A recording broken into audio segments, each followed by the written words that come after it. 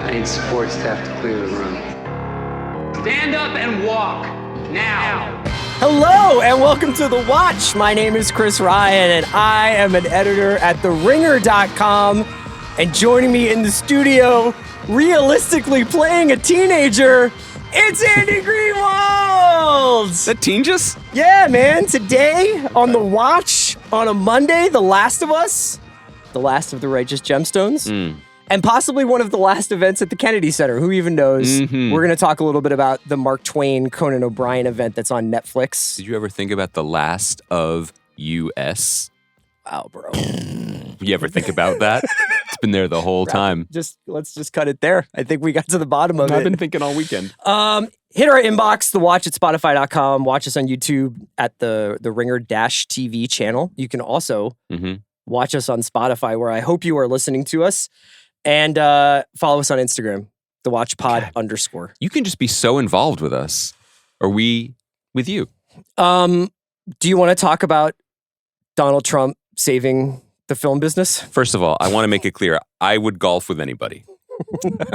And no bad ideas on the back nine. Do you know what I mean? Sometimes after 3 IPAs, you start whiteboarding, you know? I mean, Blue sky. So let's talk about, so yesterday, somehow on a Sunday news dump, it was announced that Trump made this crazy... You're right. See, we're already sane-washing it. Like, you know, strategically, just as the weekend BO was coming in, this guy is out there, man. Like he really is just tweeting through it still. And he said that he is going to institute, I believe, a 100% tariff on foreign films. Yes. I don't know whether that means like next time I try to buy a Letterboxd Hive in shambles, a Fellini movie, that means it's going to cost twice as much on top of whatever other tariffs happen to plastic. But this was all in an effort, he claims, to bring production back to the United States. Wow. Which you have mentioned. Yeah. And I have observed is like a really big concern, especially in Los Angeles, but in the industry of basically, like, to use a Trump phrase, offshoring production. So this is nuts. I'm sure Matt Bellany is going to talk about it. I'm sure Fennessy is going to talk about it. Did you have a reaction to this?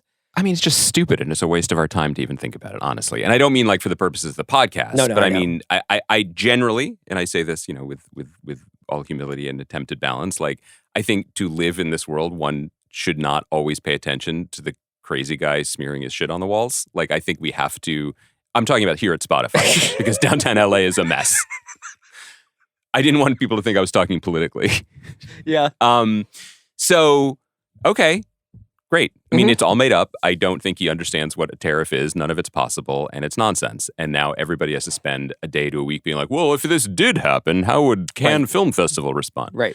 To your point, to try to take some thread of this seriously, like bringing production back to the United States is important, and particularly to Los Angeles, that ought to be a priority. There are ways of doing that while also acknowledging the fact that cinema, Sean Fennessy voice, is a global language. It is a global language, and, you know, like you see like the Hollywood Reporter people like being called away from their Sunday night dinners being like, oh, okay, I guess this is what it means, and be like, Mission Impossible, Final Reckoning was shot primarily. I'm like, yeah, like I don't think it's better for the world if Mission Impossible movies shoot only in Cleveland. Yeah, like, I definitely think Dune 3 should be shot in Philly now.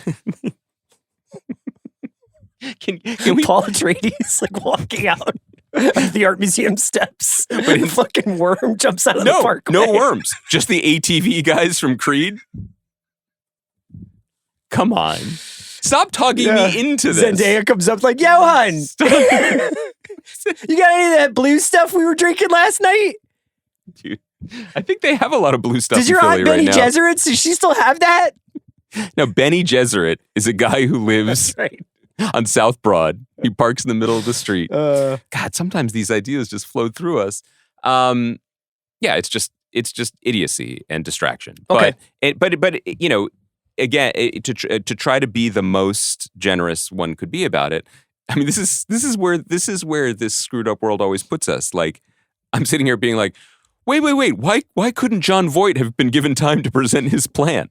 like for as moronic as it is, and as deserving of ridicule as the John Voight and Mel Gibson are my team captains in Los Angeles to save Hollywood. Yeah. One has to believe that on some level, if John Voight really was getting an audience at the White House, he would have said, tax credits for Los Angeles production are good, actually, or whatever. Sure. Like that there was a way to address this without blowing up the entire world. I mean, there's so many things that go into this. I mean, obviously, several of the countries where a lot of production happens have universal health care for their citizens. Wow. So I think it allows or helps people work in those industries. Mm-hmm. I mean, how long do you have, right? Like to not get sick? Careful, Karl Marx. I don't know what you're advocating over here. I feel great. Big Luthen energy over here.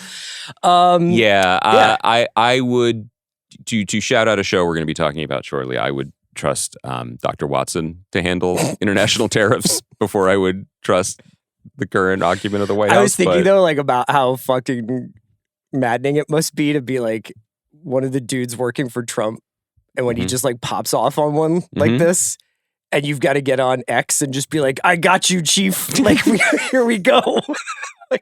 Time to tariff these fucking square French movies. Yeah. Don't you think did you ever feel a similar pressure, like in the glory days with Twitter? Like when people were popping off sports takes, 2014? There was definitely a period of time where I remember one time at dinner at Laurel Hardware, and somebody, my phone just started vibrating because Kevin Durant, hurt himself. I think it was when he I think he just hurt his knee. I don't think it was the Achilles. Right. And it was my wife was like, are you serious? You have to go home to document this man's injury? And, but that's really nothing compared to what Howard Lutnick has to do every day. I do remember the time. Similarly, this is different. That's also early days blog energy. I remember there was a time when I think we were both on Fire Island for the weekend, and the Avengers poster dropped. And I got a text from Lane Brown being like, can you cover this? I was like, I guess so. You were sipping an Aperol at the beach. I was like, why are you making it sound like we were in Ocean's 12? You were management. You could have a vacation. I was like, okay. The presence of Captain America's shield is significant, historic. Now I just do it on podcast. You didn't see Thunderbolts, right? I'm dying to see Thunderbolts. I actually really want to see Thunderbolts. I hope you can do it for Thursday. Maybe we can do that in Andor on Thursday. I want to. I'm sure people are tuning in for our political content, not our imminent Last of Us takes, but one of the reasons why I'm fired up about seeing Thunderbolts is, first of all, it filmed internationally and maybe our last chance. I know. So let's treasure these things while we have them. It filmed in because it's set largely in New York City. Yeah, I did. It's funny. I see. God, we're all over the place today. But I saw. I like watching the Instagram content of the British food site Top Jaw, where a very, very handsome man just charmingly interviews people about your favorite restaurant in London, yeah. And he talks to Florence Pugh, which is just anyone talking to Florence Pugh is gold. And he was like, you filmed all over for Thunderbolts. And she's like, no, not really. And he's like, they told me you did. And she's like, oh, right. Well, we filmed in London, Utah, and Malaysia. Yeah. And he's like, that's pretty all over. So there you go. There's your answer. But the reason I'm fired up about it is because this weekend I watched, I don't know if you've heard of this film. It's called Avengers Endgame with my children. Kids. Yeah. So they had seen Infinity War. Yes. I was really surprised when you told me this because it sounded like they did not treat the snap like much of a cliffhanger. No. Well, they had, again, I can't control all their viewing. They had already watched the second Spider-Man Tom Holland movie where they're like, wow, it's weird we were gone for 5 years. So they were pretty spoiled on that score. I just want to say, do your kids also watch Billions on Instagram? On Reels? No, they watch it on Paramount Plus because they're responsible. I maybe this is armor ahead of my more potentially dangerous takes later, but Avengers Endgame fucking goes. That movie's great. That movie is so good and so clever. And it's just it is, I think, the best case scenario for so much of this stuff. Let's just put a capstone on this. If Trump had an AI program redo the scene in Avengers Endgame where everybody's stepping out of the Doctor Strange rings, and it's him and his cabinet, and they're looks like film production is back on the menu, boys. And then like, Oh, so like Sam Wilson comes out and he's just like, instead of the iconic line when he comes out of Wong's ring, this time he'd say, "On your right, Cap." Oh, wow. You know what I mean? There you go. And you know what the first cut would be after that? The scene of all the Avengers ladies doing it for themselves. Do you remember that? That's right. There's the But shot. it's like Christy Nome, Lee Stefanik, Pam Bondi. Who gets the Gwyneth Paltrow, wait, am I in this movie, let alone in an Iron Man suit reveal? Linda McMahon. Which one of your gals? She's the one? Definitely. Sick. Okay. I think we covered that. I felt like it was important, though. Yeah, I think it's just like, don't. Oh, here it comes. It comes for this now, too. So do you want to get into Last of Us? I think we should talk about Last of Us. Yeah. This might be our last podcast. I really enjoyed this episode. Whoa! Yeah. So I was going to joke that this felt like an episode of Crossfire already, with your like, let's just hear him out, accommodationist attitude. And now you like this episode? Okay. Yeah. Did you not? I really didn't. Jeffrey Wright is a great actor. So I'm always got time for him when he's on screen. This one is basically the gang goes to Seattle. I want to talk to you a little bit about Seattle as a setting for this show. I don't know where they shot this. Who knows? Mm-hmm. But I really enjoyed this as a location. And we get to meet Jeffrey Wright's character is this guy named Isaac Dixon, who's a former Fedra agent and now a leader of the Washington Liberation Front. Seems like he has a kind of co-executive branch situation with Alana Olbach, which was just like absolutely amazing to see her as a hardened militia member. What about his Why I Quit New York essay? Except it's about why I quit Fedra. Why I quit Fedra? Because Josh Peck won't shut up. I mean, I know a lot of things have deteriorated in the post-apocalyptic mushroom zombie land, but like, I feel like there are other ways to like, whatever happened to quiet quitting? I think what I mean? I think he wanted to make an extreme gesture of his loyalty to the burgeoning WLF, which frankly looked like a bunch of people at a Silver Lake dog park, but sorry, I'm cutting you off. Give me the setup you want. Beyond that, we learn a little bit more about the WLF and their ongoing conflict with the Scars or the Seraphites, as we learn that those people are called. They're in basically a civil war taking place in Seattle, and both are using very extreme measures against one another. Got some disemboweling going on. Got some little enhanced interrogation techniques with copperware. Want to talk to you about that. I really have a lot of thoughts about the cookware. What about just, one little trend that I'm always happy to see is creepy messages written in blood. Yeah. Like, get my attention. To stay with you. This one reminded me. This was shot in Vancouver. Okay. So, but this episode reminded me of the Melanie Linsky passage of episodes from the previous season. And I just felt very stimulated by having like a fully new kind of world to play around in outside of Jackson. Ellie and Dina still very much a part of the story, but you almost could feel them kind of becoming secondary to what was going on screen. Like their love story and their, adventure that they have in the abandoned light rail tunnel, because Seattle does not have subways. I thought it was fine, and we can get into what exchange they have, the secret exchange that they have. But I wanted to get your impressions of the WLF. I guess you're I'm anti. Curious. Yeah.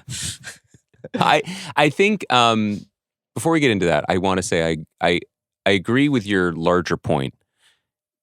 The best video game aspect of the show is the idea of our player characters or protagonists wandering into new sets, new levels, stages, new levels with pre-existing conflict. That they are not walking into a place where it will be them against the WLF. They are walking into an active war zone, basically, between two factions. And they are diminished by that. And also, inevitably, I think, will survive because of that. So I think that structure works really well, and it's an example of the show smartly leaning into something that the video game gave it. It's not how I felt about the entire episode. Okay. I guess I want to answer. So what you want to ask me about my feelings about the WLF and their not about their methodology, but as a crew. I mean, Alana Ubach and Eubank, is that how you pronounce her name, I think? I've never said it out loud. And Jeffrey Wright I just like immediately was interested in what was going on between the two of them. She plays Hanrahan, who's the person who seems to recruit him. For what it's worth, I did write it down as Hammerhand. Oh, okay. I was wrong. It was kind of cool. It's kind of cool. Just want you to know the kind of boots on the ground reporting I do. In Thunderbolts. He's pretty good. Great. Yeah. So your question is basically like, was I into this? I mean, no. I have a separate question. I didn't know if you wanted to talk specifically about. Go ahead. You go. These are my favorite. My bigger question for you, and I do have some like other subsequent questions, but like, what is the fundamental difference between this show now and The Walking Dead? And I don't mean in terms of the quality of the production, the settings, not even the caliber of actor. Now, Walking Dead had many good actors on it, including your patron saint, John Bernthal. But like Jeffrey Wright coming in as Isaac raises the bar, gets my attention. It is exactly the kind of provocation that like Melanie Linsky being in it. Yeah. I guess it is not exactly like it in the sense that apparently I've learned this, that Jeffrey Wright plays this part in the video game. So it was expected and it's not totally out of left field. But just on a foundational level, a show about people scrabbling through an apocalyptic zombie wilderness, discovering that the real monsters are people all along. It's Walking Dead. I'll be completely honest with you, man. I watched Walking Dead for like 4 years. And so did many millions of people. I'm thinking about this because I'm trying to calibrate my engagement in the show, which is diminishing significantly without Pedro Pascal and a reason, without this girl is going to save everyone, and whether we make this choice or not will determine everything that follows. Right. I'm not saying that's gone.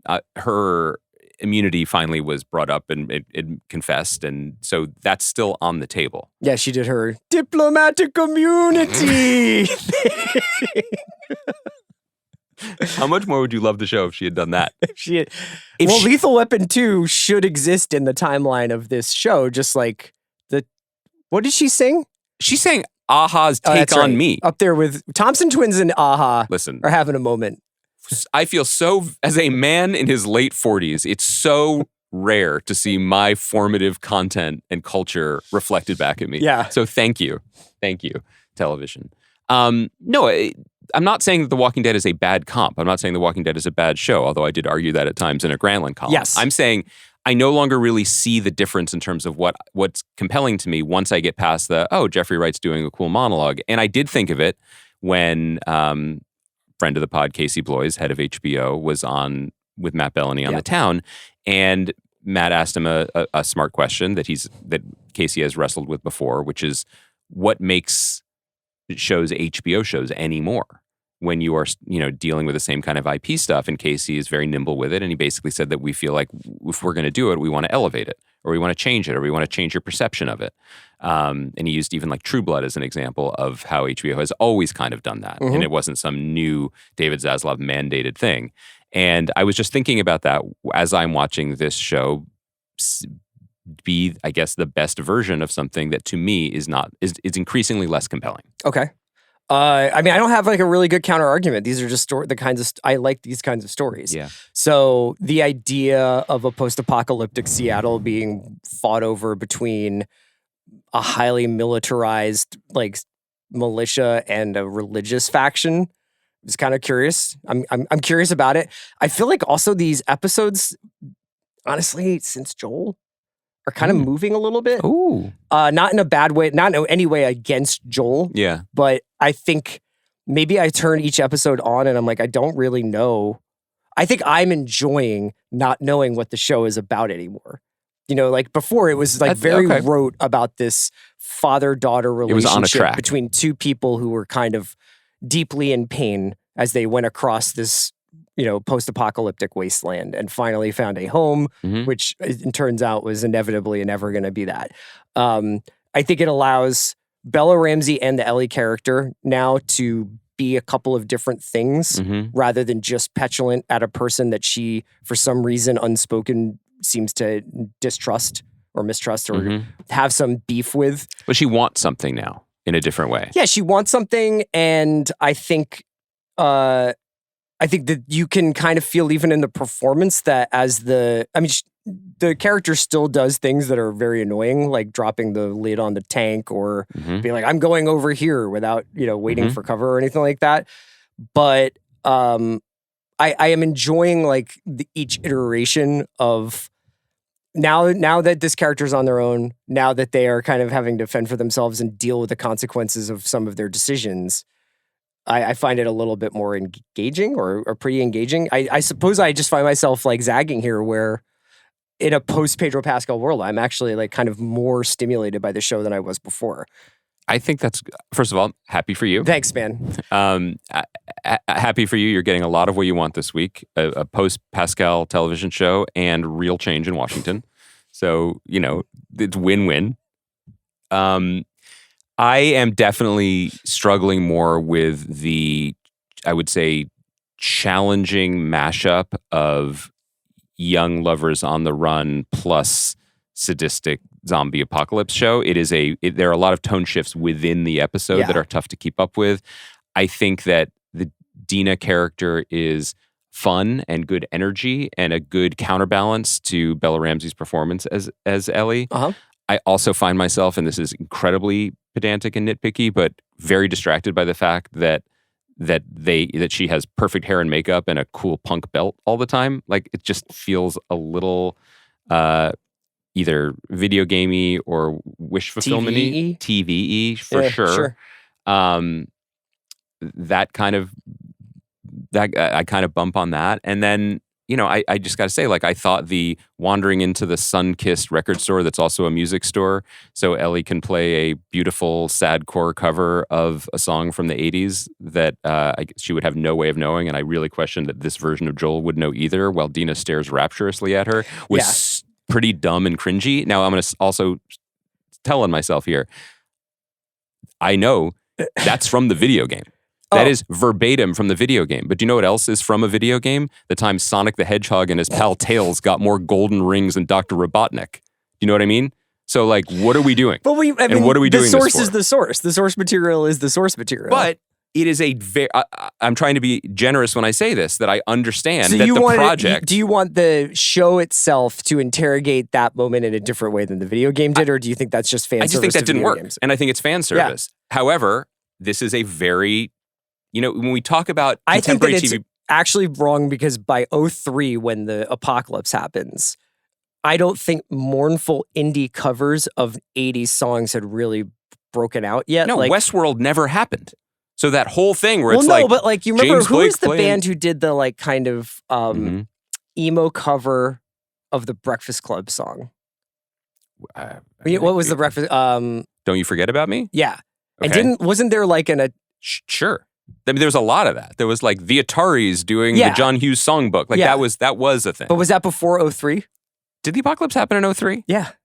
We can never know this for sure. It's the first episode of the show. We may not know that.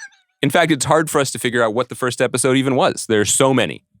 But I'll take your word for it. Okay. I think that when we say often on this podcast that like there are a lot of stakeholders on a show or a lot of cooks in the kitchen, that can mean like different studios or producers or artistic points of view. In this case, it specifically means the video game. It is Mazin and Druckmann working together to make something for HBO.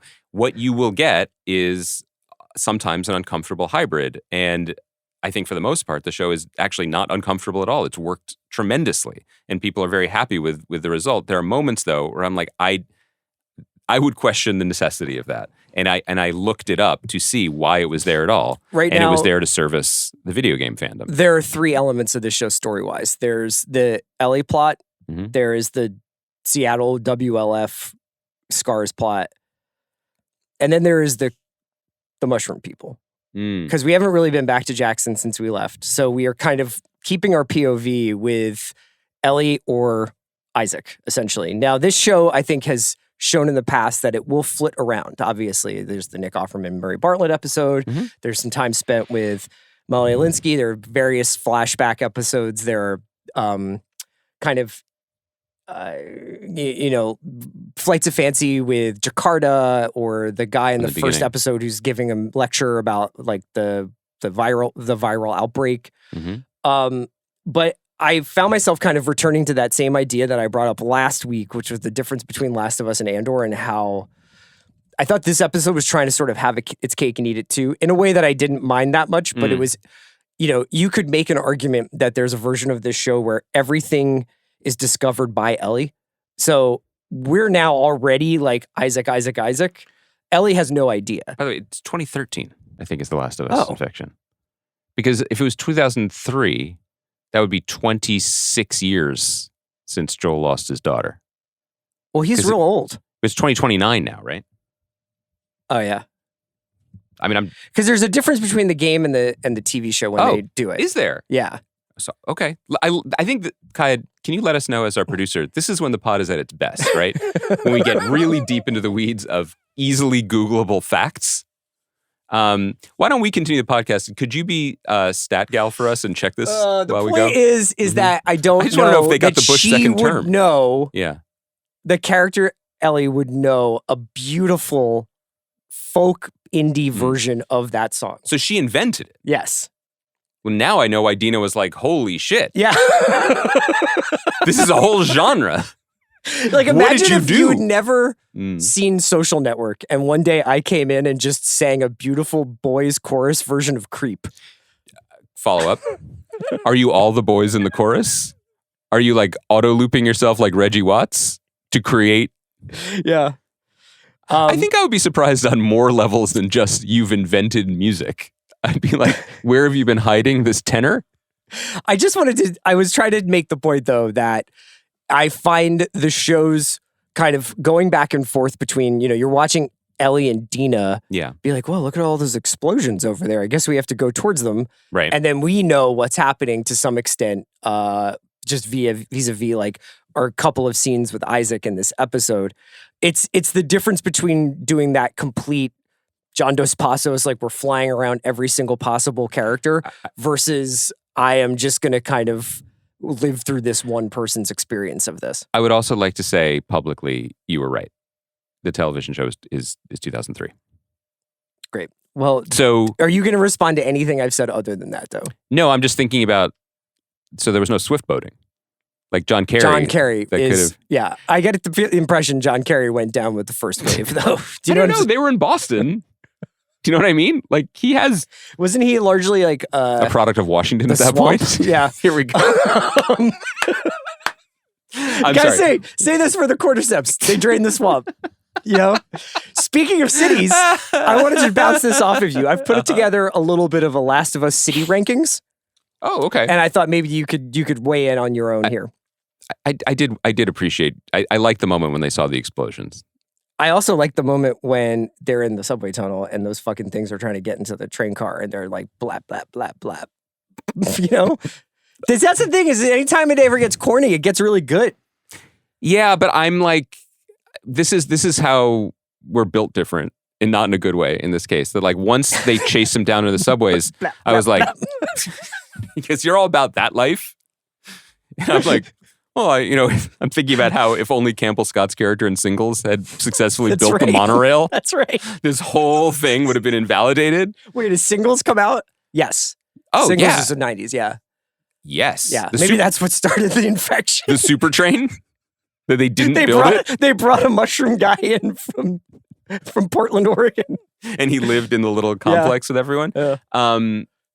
No, it's just like, for me, for those scenes, when the Mylod directed scene where Abby was running from and the chain link fence, I was like, this is so sick, honestly, and it's so engaging and it's viscerally done. And I'm not saying that Mylod deserves all the credit. And Kate Herron is a good director, directed this episode, and it was also well directed. But there was something that was so visually engaging and dramatically exhilarating about that scene that I was completely all in, and all my little nitpicks about like Dina's dental health fall away. And that's when the show is at its best in terms of my engagement with it. Yeah.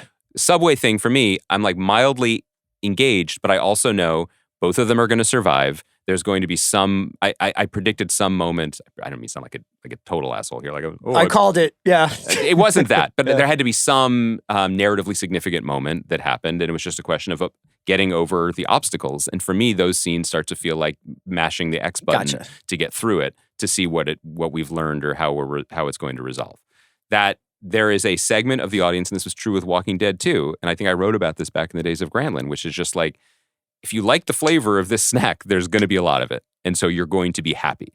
That's never been my favorite flavor, so I'm looking in the other scenes and I found them lacking. And the other scenes were of people getting tortured. So that was the other thing. Yeah. I do want to talk to you about cookware, but I also, and I'm willing to cut the show some slack because post 2003 really was the golden age of character actors giving slow monologues about something unrelated. When I was a boy So maybe they didn't know how totally hacky that type of scene is, I think, at this point. There's actually, it's funny, in Gemstones, yeah, John Goodman starts one of those speeches and then it just goes, fuck it. Like, yes. Yeah. Like, that's the thing. And it scratches a certain itch. It's a very familiar thing. And when you give a scene like this to an actor like Jeffrey Wright, it is a contemporary Shakespeare monologue. Like, he knows what to do with this, and he seems to savor it.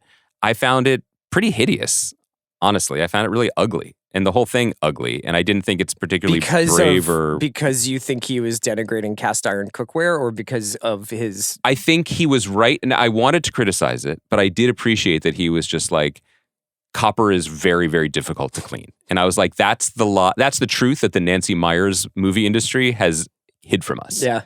Like, it looks good in Pottery Barn or Williams-Sonoma, as he references. Hope they cut that check. Would I have an ice cold Pepsi after I torture a guy?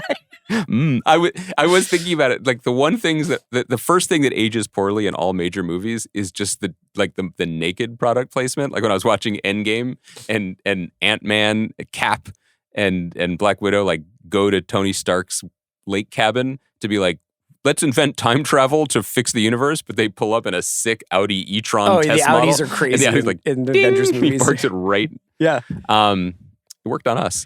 But anyway. Is that why you bought an Audi? Yeah. No, that's why I bought an electric car. Yeah. You know, you're welcome. Yeah, I found it gratuitous and gross. Okay. And whenever these shows go in that direction, it's just not how I want to spend my time. Well, I want to see what their ideological differences are, you know? And I am very intrigued by this lady who seems to have a hold over the Scar people, the Seraphites, you know? Like the idea of this like love going beyond love and into violence is... Do you think of her as more of a Marianne Williamson or a Tulsi Gabbard type? My Last of Us city rankings are as follows. Uh-huh. Ready? Okay, I'm ready for this. I'm not done talking about the Seraphites, but yes. Okay. Yes. No, you go ahead and talk about the Seraphites then. Are you aware that that creator Neil Druckmann has said that some of his influence for this was his childhood in Israel? I was aware. Yeah. I was not aware that you were going to bring it up, but we can talk about it. I just find, I don't know. I'm not denigrating or speaking to his personal background or history or reasons for what he's doing with his art. I am 100% struggling, as you may have heard with my when we were talking about the first thing here that we talked about today, like trying to use this hyper-violent zombie video game, now a TV show, as any kind of vehicle for deeper thoughts about where we are in the world or who we are as a people. I'm out on. Is it because of that? Okay, is it because of the genre? Yeah, or is it because of like the hell that we live in? It's a combination of both. Yeah. I think, and you can speak to this better than I can, but I think that even from my vantage point, which is under my covers with my hands over my face, manically reading Facebook, yeah, reading Facebook to get my news. Horror movies, engaging with the larger Andor, engaging respectfully, always respectfully. Yeah, I think that horror movies, like please tell me what's wrong about this analysis, but I think the things that horror movies do really well, which is, you know, pluck the strings of emotional extremity and reaction, and that other movies and other types of art don't. And also they are a very, very, very hardy vehicle for real world analogy, right? Yeah, and I mean, for like politics most of the world seems to run on fear. So horror is a really effective window through which to like look at the human experience. To look at the human experience and to look at issues of the day in a way that is scared of. Yeah, I think that's I think that's great for you guys. No, I genuinely see that and respect it. And when I am able to engage with it, it is a me thing. It is not a genre thing. I think that scripted prestige television dramatic shows are incredibly hearty vehicles to explore emotional relationships between people in the world as it is, and while including room for nuance and non-binary in all senses kinds of explorations of ideas. I think the mashup of the two, which is necessary for a long-running TV show, feels awkward to me and feels sometimes incoherent to try to juice yourself on the I am holding a pan to this scarred naked guy's arm while he screams. Yeah. And then also be like, but what this really says about my trauma is that type of shit turns me all the way off. Is it because of the specific genre we're watching, or do you think maybe you've just kind of seen so many genre shows, regardless whether it's The Boys or Game of Thrones or whatever, that you're like, I am actually starting to be allergic to this. I just want you to tell me a good story. Because you could make the argument that Andor is certainly doing what you're talking about right now, right? Using Star Wars to talk about real wars. Yes, but I think that Andor is very much it stays within its lane of being a show about adult spies and revolutionaries struggling. It would feel very different if Willman was secretly a Padawan learner, apprenticed to a Jedi, and now all of a sudden there's space magic. Yeah. There isn't space magic on that show, and I think it's consistent. This show, I think, and I'm not saying it's a bad idea to try to do of course, I'm finding the collision to be off-putting of we are being thoughtful, emotionally wise and considerate. We even have a therapist on this show, but also for all the good she did. But also, we're gonna. I'm sorry. What did you do in the subway car with your two guns up? Blap, blap. Yeah, I find that to be a increasingly uncomfortable collision, particularly in this moment that we are living in, where I just start to find it really kind of smug and conversation ending. That this perpetual obsession that we have, that when the shit goes down, we're going to fix it with guns and charisma. Yeah. When I actually think a better argument for how we could fix it was on view in the Conan O'Brien Mark Twain Prize thing on Netflix, which we'll get to in a second. That's the energy I'm bringing to this. Now let's talk about your city rankings. I think number one has to be Lincoln, Massachusetts, which is where Murray Bartlett and Ed Gofferman lived. Now, I think it goes bad a little bit towards the end there, but you really have a beautiful domestic scenario there. You know, and the wife picket fences, living off the land. Does it remind you of how, like, when restaurant owners take a space, they get like a 10-year lease? Yeah. And then they're like, you know what? Restaurants are mortal, they're fickle, they're challenging. If we can make it 10 years, that's a success. Yeah. So that's kind of the vibe. That's my Lincoln, Massachusetts. Yeah. Love lived there, so I think it's got. Did you say Love lived there? Yeah. Wow. Number two, kind of shocking. Seattle. This is so wild. Verdant. And also diversity of viewpoints. So you're saying there's a robust debate in the public square of Seattle. 1770s Philadelphia. It reminds me of the opening of Hamilton. Yeah. Wow. Okay. Do you feel, though, there's an opportunity to... Okay, remember a few months ago when the Philadelphia Eagles won the Super Bowl? Yeah. You're wearing the hat.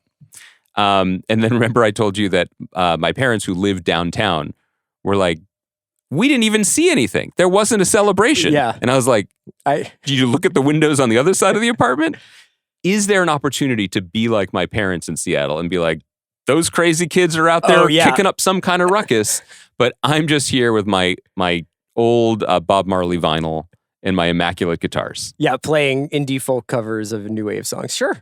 Yeah. You think there's space for that? Seattle's a huge city. Yeah, well, but it feels like a small town, I think, from people who live there say that. Number three, Jackson. Communal. Yeah. But a lot of bureaucracy. Yes, I agree. You know, like a lot of we have to run it up the flagpole, obviously frustrating guys like Seth. Yeah. Do you know what Seth said when they asked him if everyone in Jackson needs due process? I don't know. Number four, Salt Lake City. Functional medical infrastructure. Functional but brittle. Yeah. Do you know what I mean? Maybe not the most secure medical infrastructure. I would say it earned its reputation, but it burned fast and it burned hot. Number five, Boston. I mean, it was actually still functional. I actually saw no difference between Boston on the show and Boston in real life. Number six, Jakarta. We didn't go back. Nope, because it's gone. But it's still better than Kansas City. Because... Okay. Because Kansas City had roving death squads, and they were probably all Chiefs fans. Oh, yeah. I mean, also, we wouldn't want to be in Kansas City regardless. Yeah. Good point. Yeah. Do you, did you have thoughts about the cookware? A real, like, I think I too have probably heard my fair share of guys about to kill another guy, but first has a cool monologue. Mm-hmm. For a long time, those were my stock and trade, you know, like I really, that's just like. You built yourself piece by piece Christopher through those Walken speeches. to romance. Like that's how we built this place. That's true. But, you know, I was curious about where that was going. It did seem like he wasn't about to make an omelet, and he didn't. There is a kind of wild. If you were that to dude just was like, burn me. I don't give a fuck. You know? Think about that level of commitment. That's belief. Yeah. That's what Vic Fangio demands. You think Jihad Gamble's just like, fucking let's go. That's what I'm wondering. Yeah. That's what I'm wondering. It's gone. Okay. I did. I was going to say, if you had, and probably some of our listeners do this, like if you were just pretty much engaging with television through the window of HBO, there would be just so many strange parallels. And it's not just Walton Goggins playing, you know, the alpha and omega of television and White Lotus into water skiing nude and then becoming a teen Jesus. It would also be like if you'd watched Gemstones last week, and trust me, if you're one of the listeners who's just like, I've heard that show's good, I think I'll watch it, I'm going to fast forward the spoiler, it's okay. Because I think it will make you want to watch the show more. If I say last week when Uncle Baby Billy and Eli were tied up in the back of the Gator Park, and they discovered the Mercedes-Benz dealer, Big Dick Mitch, also tied up. He was tied up and nude, kind of like the Scar guy. Yes. Yeah. And didn't work out great for either of those guys. No. In fact, ended similarly. But I prefer the Righteous Gemstones way of handling it. Do you want to talk about the Gemstones now? I think we should. This series came to a conclusion last night with a 50-minute episode that I thought had some of like the best moments and best lines of the season. I particularly appreciated this to be a show where one man can congratulate his father on still being able to do comes. And I don't really know if there was that much story to tell even from the beginning of this season in retrospect. The Lori plot and the quote-unquote mystery around what was going on there. And I don't even know if the Gold Bible for me really wound up paying off. No. Certainly not for Corey. It was like kind of in that spot where like this show could have gone on for 12 or 20 years, like It's Always Sunny, and you could have just kept having these crazy kids get together and get kidnapped and then get rescued. I think it ended in the right place. What did you think of the finale, and what did you think of this last season? I agree with you. I think, though, my zag on this is I thought, generally speaking, this season was a mess. I loved every episode, and I loved watching it. I think it's a mess for reasons that give me some optimism, and the ending it gives me some optimism. We don't presume to know Danny McBride well. We have interviewed him a few times. But I think I speak for both of us. We love him, and we love his creative mind and his humor, but also his artistic and aesthetic ambition. And when we talked to him, we were talking mostly about that Bradley Cooper opening episode because that was what had aired at that point. What I kind of feel like I felt in this season was someone, and he said to us and he said to others that he didn't even tell the cast that he had kind of decided this was it until the end, which meant that it was an ongoing, he was sort of seeing how it was going and seeing, you know, trying to do an honest assessment of an audit of what they had made for the season.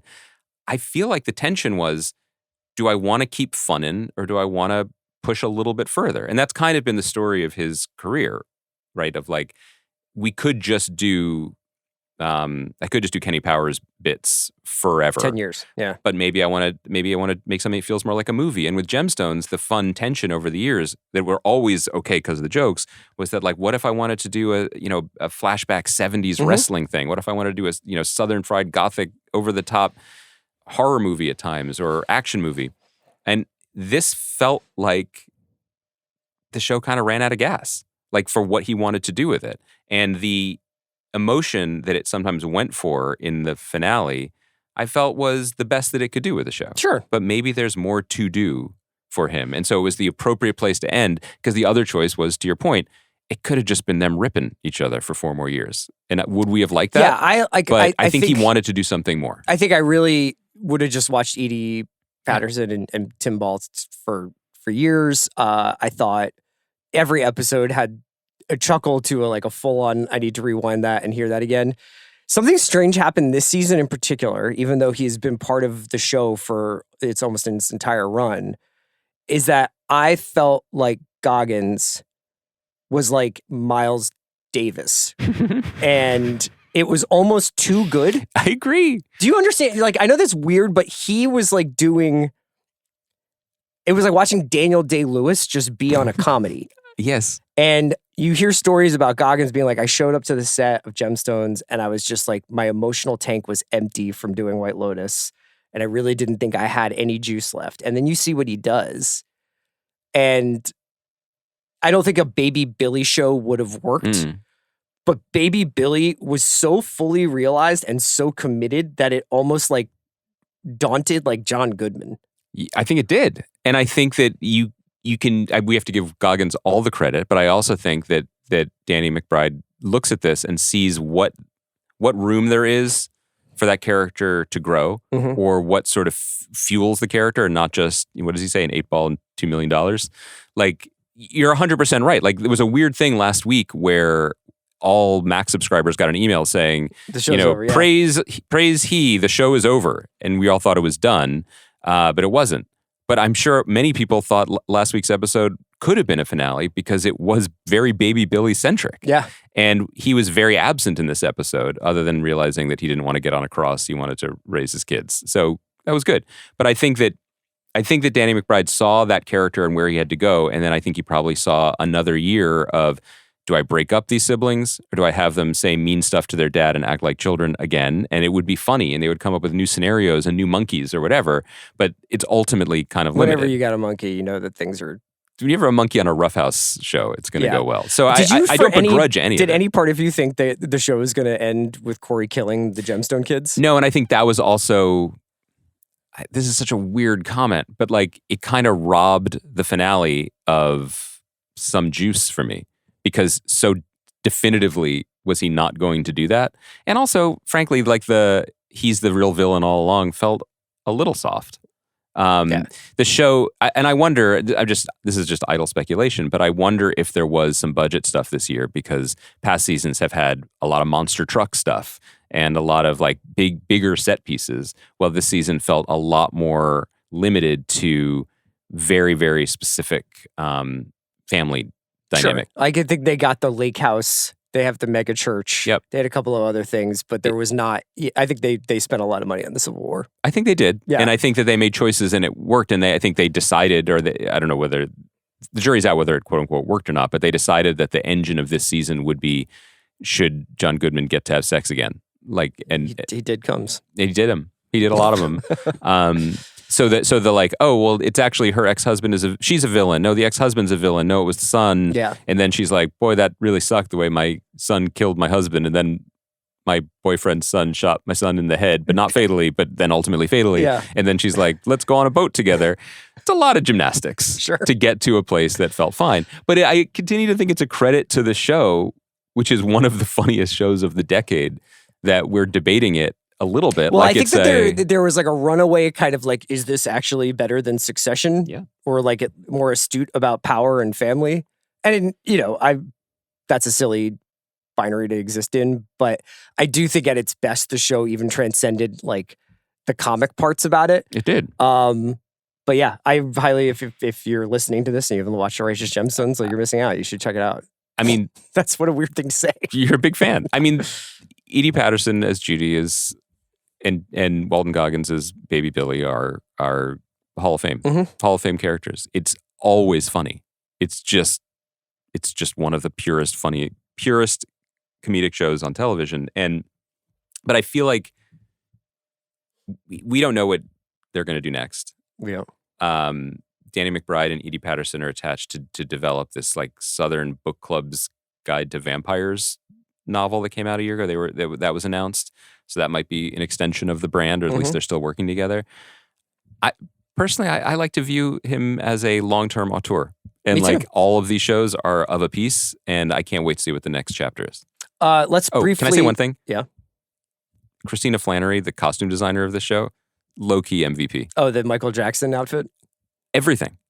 Like just squeezing Jesse into those pork pie hats, and Judy wearing like a wizard robe. Yeah, like, and all the secret society of the cape and preachers. pistol stuff, and like the Calvin's $5,000 shirt. But that was also an example of like, I feel like they had building up to that for like 7 episodes, and then it was like a 20-second the cape and pistol thing. Yeah, it wasn't, it was like, and also part of what the show does is like Sean William Scott and Stephen Dorff are going to show up and be really funny and surprise us or remind us of what they're good at. And it's good, but it did feel, this season felt, it didn't feel as sharp, which maybe is what Danny was feeling and why it was time to pull the plug. Let's talk a little bit about Conan O'Brien's special on Netflix. Can't believe you fired it up. Dude, I did the work. I had such a weird evening. I needed a laugh. So it was Conan O'Brien, the Kennedy Center Mark Twain Prize for American Humor, and it went up on Netflix on Friday? Over the weekend, for sure. Yeah, over the weekend.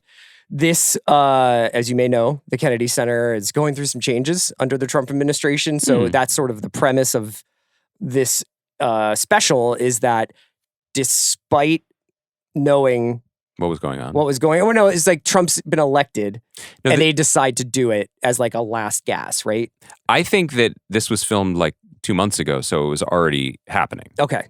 I thought it was shot in November. Maybe he got the award in November, and they shot the like... Yeah, there was a question whether they were going to go through with it. It's actually set in 2003. I don't know if you're looking at the Last of Us video game in Wikipedia. I actually just Googled Conan O'Brien Jakarta ? And what I've gotten back is frankly shocking. I did. There's no like... Is it a Studio Ghibli animation of Conan O'Brien? Eating a mushroom? Being like, Bumba, yeah. So you've seen the Studio Ghibli AI theft, but you've not seen the Studio Ghibli movie. I saw Porco Rosso. I told you that. You watched it over a child's shoulder. We don't have to do this bit again. I promise you, before the quarter steps rise, I will watch a Studio Ghibli That said, I did text you that the happiest viewing experience, other than mainlining Andor, the happiest viewing experience of the last few weeks was this. So talk to me about it. These Mark Twain prizes have been 20 plus years. They've been giving them away, and I've engaged with some of them. Like I remember watching the Tina Fey one.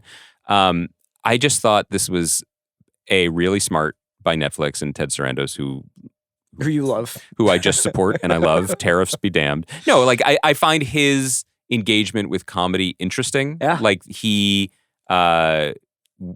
went to the SNL 50th. He really, that part of the business seems to still very much animate him. Yes, very much so. And having Mulaney be a show, like it's because he also believes in the power of having a Letterman or Conan type person doing a talk show. There's a lot of speculation that that he wants to step in and like basically steal Saturday Night Live as a concept and juice. And I don't mean like steal the show. Once Lauren retires, he might start an SNL competitor. Launch a competitor. And that's so him making the Mark Twain Prize a show that is on Netflix and him being in the audience for this. Yeah. Correct. I thought was interesting, but also just a really, really successful gambit because it was just as an hour and a half, it is a total joy to watch. Like just pure comedy, like Mulaney crushes it. Tracy Morgan, Sarah Silverman, Adam Sandler destroys, Bill Burr. Like I gotta say, these man, are good I people. really enjoy Nikki Glaser. She's great. She's so having good a great with moment. The Interrupter. She was so good at that bit. Yeah. And so pure comedy, watch this. It's great. Secondarily, I am a absolute emo sucker for watching people show themselves a little bit more and be slightly earnest interspersed with. This is why it's important to you that the Eagles linebacker core are also your friends. Yeah. Yes, 1,000,000%. Yeah. For what it's worth, I just saw. I was listening to the Lonely Island, Seth Meyers and Lonely Island podcast they do, and our colleague at The Ringer, Amy Poehler, was a guest, and they were talking about her last appearance on Weekend Update.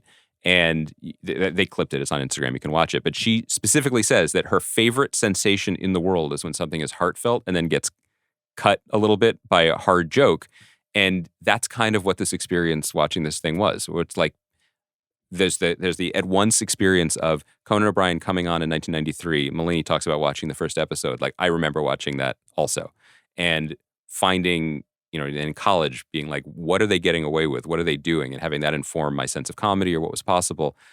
The feeling of, oh, now we're just giving awards to this because it's 3 decades old. That's a tough one, but also kind of moving to see people from such disparate backgrounds like game recognizing game. It's a little bit like a Legends game in the NBA or something of like people from different generations saying, I see you, I see what made you special, I see what made you funny. I love it. I'm a sucker for it. I thought it was beautifully done, very sweet. And then also at the end, Conan really, really delivers and gives a speech that is very funny, that is also very relevant, and then is both undercut and then lifted up by some really exquisite silliness. Yeah. And I'm honestly not kidding when I say that I feel like when the shit really hits, like being able to laugh and have strong non-cynical feelings will be more useful than having, rifles, at least until the gulags open. But do you know what I mean? Like I genuinely found this to be a more moving cultural and artistic representative of a small type of no hashtag resistance than making shows about like, actually the end of the world's going to be mushrooms. It's going to be shit. But don't worry. If we're tough enough, we'll survive. Like I'm just kind of sick of that type of dystopia. You love to laugh, man. It's okay. I love it. We got it. We have to. Yeah. What else can we do? Well, according to Isaac Dixon, we can do all sorts of stuff. Show me what else we can do again. I want the GIF. Can we start doing GIFs now?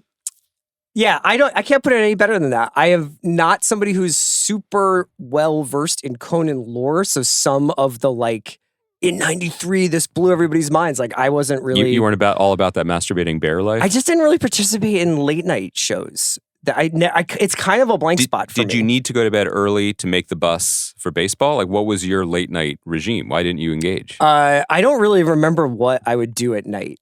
Honestly, it's just kind of okay. I don't remember. There wasn't like a hard bedtime. Were you Spider-Man? What do you mean? What was your note? I don't remember what I did at night. Do you know what? It's just like sometimes. Yeah. I think I played a lot of video games.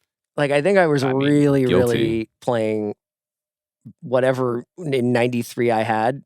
Like Strider on Genesis. And then in '94 it was like, "Hello, ladies," So okay, there it is. Hello. I'm fucking around. All the ladies were watching the dancing Itos on Leno every night. Right. I don't know how you kept up. Honestly, that did kind of turn me off. I was like, this shit is so stupid every single night. I can't watch any of these. The guys. OJ coverage. But I'm like the same thing for Letterman. I did not have like a deep relationship with Letterman. No, I think we were just. I don't want to speak. I mean, I'm sure there are people our age who did this, but like when you hear people like.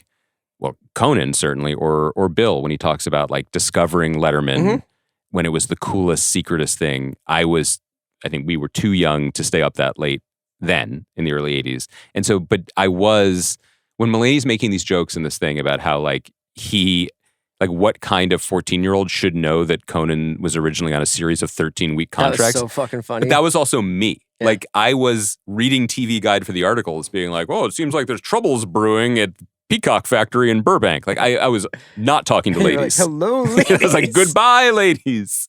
And wait, where are you going? Don't you understand? 13 weeks are not normal, even in this business plagued by massive turnover.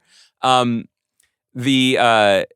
was very aware of the narrative that like someone was being given a shot here and it might be a little bit risky or different. I was like, I should like risky and different. Yeah. But I did find the Conan show, particularly like when he found his stride, was the Nikki Glaser joke about how did I miss this for 5 years when her father showed her the 5-year anniversary and her father's like, it's only been good for 2. That element of like that and Smigel and like all the other writers that were involved in it were really, really informative. And I think it also appeals to that sense of like, the old adage about like how, 60 people bought the Velvet Underground record, but they all form bands. Like being able to see the roots and the connections between people. The feeling of somebody really, was getting away with something. That this like, I can't believe they're putting this on TV. I also, this is definitely going to alienate some of our youth listeners. Yeah. Because I'm sure we're getting more and more by the week. But it's wild to have seen like award ceremonies or prizes given or old roasts, and there was like a older generation, and then now Letterman, who was the young buck, is the eminence grise of this, and everyone's like stands to applaud him and makes jokes about how old he is. And then you realize that every generation, to the degree that they're talented and of good communal spirit and survive, is perfectly equipped to be the old elder statesman and to care about something and to look after each other. Just and getting old helps, yeah. Getting old helps. That's our lesson. Kaya may not believe it, but as our youth correspondent, I thought it was really fun and it just made me happy. People can check that out on Netflix. We will be talking about Andor episodes 6 through 9 on Thursday. This is going to be big. That's a big conversation. Big conversation. I wore my Gorman jacket today, just in honor. I can tell. The twill is immaculate. Thanks to Kaya. Thanks to John. We'll be back on Thursday. We do more politics on Thursday? I bet we will.